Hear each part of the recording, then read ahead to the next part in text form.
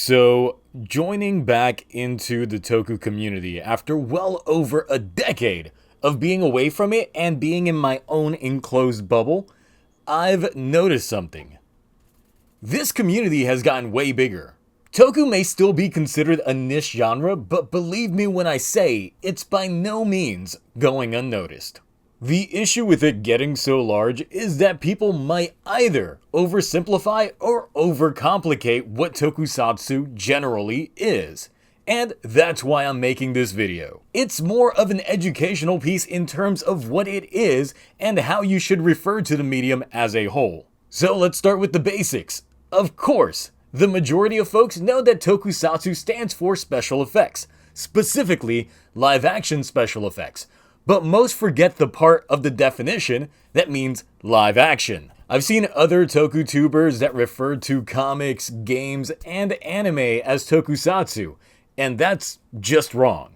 Let me explain. I do reviews for mostly Kamen Rider and Super Sentai on my channel, but this is a subgenre known as Henshin Heroes. Henshin Heroes always gets lumped in with Tokusatsu, and it's why you'll see uncultured folks refer to certain anime characters like Kashurn or video game characters like Beautiful Joe being Power Rangers. I know, don't you hate that when you're trying to introduce friends into Toku?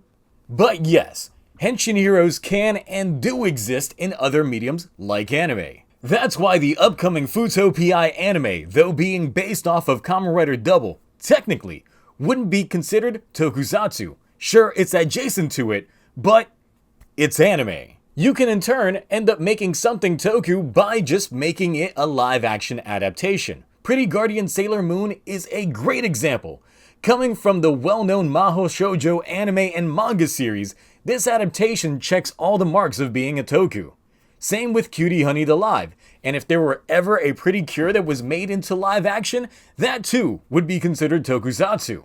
Because Mahou Shoujo as a genre lacks a lot of live-action series to stand toe-to-toe with the likes of Kamen Rider and Super Sentai. One of the more famous Tokusatsus is the Godzilla franchise. This is also part of a different subgenre known as Kaiju, which, like the Henshin Heroes, can exist in other mediums as well. So, would Western properties like Doctor Who or Star Wars be considered Toku? Yes. At its core, it's really just sci-fi, but with a heavy reliance on practical effects. So, a lot more of the classical stuff would fall into the category, but the shows or movies that are 90% CG with their effects would technically not qualify. As I previously mentioned, Godzilla, the shiny new American series of the Godzilla films, technically wouldn't be considered Tokusatsu. There's no suitmation, since the monsters are all done using computer-generated imagery. The movies are essentially just a big-budget animation. It's very broad what can and is included in Tokusatsu, though some purists say that it has to be Japanese or specifically Asian in origin to be considered Toku. I unregretfully disagree, as Power Rangers and all the adaptations that we had back in the 90s are still Tokusatsu in nature and origin. Thus, just being American changes nothing. So that would also make Mystic Knights of Tir na Nog also Tokusatsu.